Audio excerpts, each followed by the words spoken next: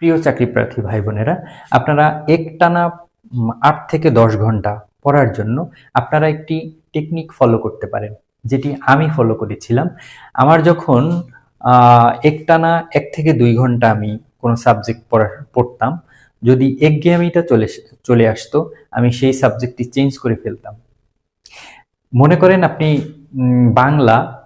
বাংলা বই আপনি পড়া শুরু করলেন, ১ থেকে ২ ঘন্টা পড়লেন।